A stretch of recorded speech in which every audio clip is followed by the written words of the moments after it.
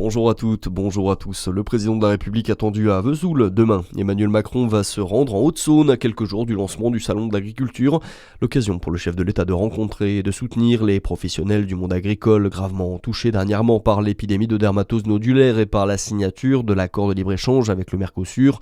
Un déplacement sur le thème de l'éducation également. Le chef de l'État devrait déjeuner avec des lycéens et évoquer le projet d'interdiction des réseaux sociaux aux mineurs de moins de 15 ans.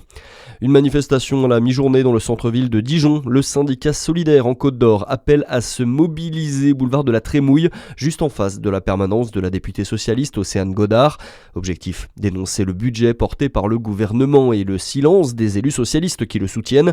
En parallèle, à Paris, l'Assemblée nationale examine cet après-midi les deux motions de censure qui ont été déposées par la gauche et le Rassemblement national.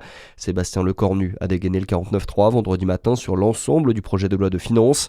Ces motions de censure ne devraient pas passer faute du soutien des socialistes et des républicains. C'est un investissement historique dans le secteur de l'aéronautique. Le groupe Safran a annoncé un projet d'ampleur de 70 millions d'euros destiné au site du Creusot en Saône-et-Loire. Un plan qui permettra notamment d'élargir les capacités de production pour débuter la conception de pièces militaires. Mais à quoi va servir cette enveloppe? Les détails avec vous, Samuel Wagon. Oui, c'est un budget colossal débloqué par Safran, 70 millions d'euros qui serviront avant tout à l'extension du site bourguignon. Plus 9000 m² à l'horizon 2029, de l'espace supplémentaire pour la conception de nouvelles pièces destinées aux avions Rafale et au Boeing 777.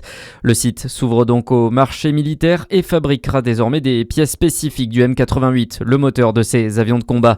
L'usinage débutera dès cette année, permettant la création d'une centaine de postes en plus d'ici 2032. À terme, entre 190 et 240 emplois devraient être créés sur le site du Creusot. A noter que 25 millions d'euros avaient déjà été injectés sur le site ces 2 dernières années. Dans le reste de l'actualité, Popote et Vitagermine rappellent des lots de lait infantile. Ces deux marques annoncent en effet anticiper la baisse du seuil de la toxine céréulide après une vague mondiale de rappels de boîtes potentiellement contaminées.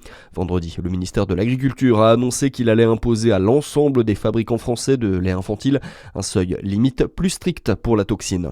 Un week-end de fête à Lons-le-Saunier, c'était la traditionnelle percée du vin jaune, un événement très attendu aussi bien dans le monde viticole que par les amateurs.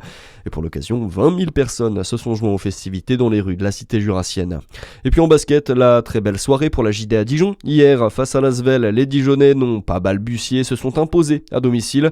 Score final 99-90, la plus belle victoire de la saison, a commenté l'entraîneur de la Jeanne, Laurent Leniam, en conférence de presse à l'issue du match. Voilà, c'est tout pour l'essentiel de l'actualité. Merci d'être avec nous et très bonne journée sur Fréquence Plus.